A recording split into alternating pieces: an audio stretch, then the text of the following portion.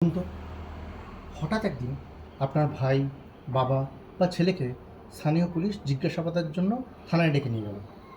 বলা হলো, না না, ঘাবড়ানোর কিচ্ছু নেই, একটু পরেই ছেড়ে দেওয়া হবে। কিন্তু লকআপের ভেতরে তাদের উপর চলল অমানসিক অত্যাচার। পিটিয়ে মেরেই ফেলা হলো তাদেরকে, স্রেফ কিছু তথ্যের খোঁজে কিংবা মেডেল আর প্রমোশনের লোভে। লাশটাও ভাসিয়ে দেওয়া হলো কোনো নদীতে, অথবা লাওয়ারিস তকমা দিয়ে পুড়িয়ে দেওয়া হলো সরকারি শ্মশানে। পরিবারটা বছরের পর বছর ধরে থানায়, কোর্টে, সব জায়গায় চক্কর কাটল স্রেফ একটা উত্তরের আশায়। কিন্তু কোনো উত্তর কোনো দিনই এলো না। 90 দশকে পাঞ্জাবের চরম অশান্ত দিনগুলিতে এমন এক হাড়হিম করা নৃশংসতা সাক্ষী ছিল সেখানকার মাটি। আর এই চরম সত্যিটার উপরে দাঁড়িয়েই তৈরি হয়েছে দলজিৎ দোসাঞ্জের নতুন ছবি সতলুজ। না না, এই গল্প কোনো কাল্পনিক সিনেমার গল্প নয়। এই গল্প যশবন্ত সিং খালরা। তিনি কোনো পেশাদার অ্যাক্টিভিস্ট ছিলেন না, ছিলেন ব্যাংকের একজন অত্যন্ত সাধারণ কর্মচারী। কিন্তু নিজের চোখের সামনে যুবকদের এইভাবে গায়েব হয়ে যাওয়াটা তিনি মেনে নিতে পারেননি। তিনি যখন মিউনিসিপ্যালিটির শ্মশানের রেকর্ড খতিয়ান ঘাঁটতে শুরু করেন, তখন এক ভয়ঙ্কর সত্য সামনে এলো। তারং তারং, পট্টি, দুর্গিয়ানা প্রত্যেকটি শ্মশানের রেজিস্টারে শুধু একটাই কথা লেখা, অজ্ঞাত পরিচয় লাশ, দাহ সম্পন্ন। স্রেফ 3টে শ্মশানের রেকর্ড থেকেই তিনি খুঁজে বের করলেন 2000-এর মতো বেশি এমন বেআইনি এনকাউন্টারের প্রমাণ। যশবন্ত সিং খালরা দাবি করেছিলেন পাঞ্জাব পুলিশের প্রায় 25,000 যুবককে এইভাবে বেআইনিভাবে হত্যা করেছে। তিনি তৎকালীন ডিরেক্টর জেনারেল KPS গিলকে কাঠগড়ায় দাঁড় করাতে চেয়েছিলেন, কিন্তু সত্যি বলার খেসারত তাকে দিতে হয়েছিল নিজের জীবন দিয়ে।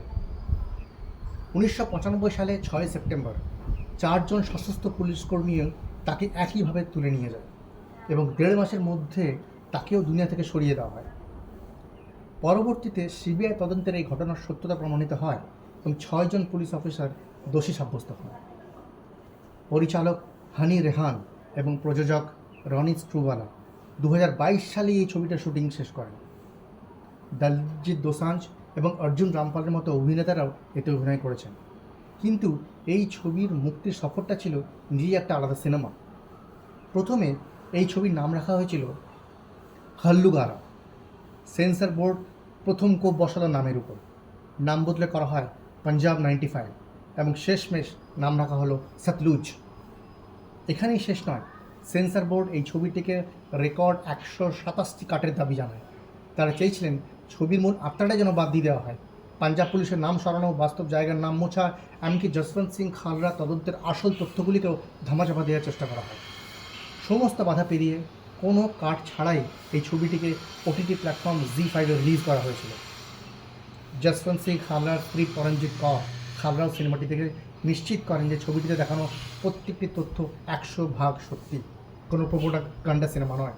কিন্তু আশ্চর্য বিষয় হলো, রিলিজের মাত্র 2 দিনের মাথায় কোনো অফিসিয়াল FIR বা কোর্টের অর্ডার ছাড়াই ন্যাশনাল সিকিউরিটির অজুহাতে ZEE5 থেকে সিনেমাটি ব্লক করে দেওয়া হয় এবং আমি ভাগ্যক্রমে তার আগেই সিনেমাটি দেখে ফেলি। সরকার দ্য কেরালা স্টোরি চলতে দেয়, কারণ সেখানে প্রোপাগান্ডা আছে। কিন্তু সতলুজকে কেন বন্ধ করা হলো? কারণ এখানে আদালতের নথিতে প্রমাণিত চরম বাস্তব তুলে ধরা হয়েছে। আজকে 30 বছর আগে পাঞ্জাবের এই গল্প কেন সরকারকে এত ভয়ে পাইয়ে দিয়েছে? কারণ সিস্টেম ভালো করেই জানেন 1995 সালে পাঞ্জাবে যা ঘটেছিল, আজও 2026 সালেও দেশের কোথাও না কোথাও, তাদের কাশ্মীর হোক বা মণিপুর হোক কিংবা UP বিহারের ফেক এনকাউন্টারের গল্প একইভাবে ক্ষমতার অপব্যবহার চলছে। তবে একটা কথা আছে না, স্টেরেন্স এফেক্ট। কোনো জিনিসকে যত বেশি চাপা দেওয়ার চেষ্টা করা হবে, মানুষ সেটাকে জানার আগ্রহ ততই বাড়বে।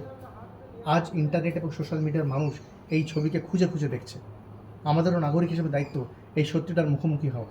কারণ যেই ছবিতে ভিলেন কোনো বাইরের শত্রু নয়, বরং খাকি উর্দির আড়ালে লুকিয়ে থাকা সিস্টেমের কালো দিক, সেই ছবিকে ব্লক করা মানে আসলে সত্যির মুখ বন্ধ করার চেষ্টা করা। আপনার কি মনে হয়, সিস্টেমের এই অন্ধকার দিকগুলো নিয়ে সিনেমা হওয়া উচিত কি উচিত নয়? কমেন্ট করে আপনার মতামত জানান। আশা করি ভিডিওটি ভালো লেগেছে।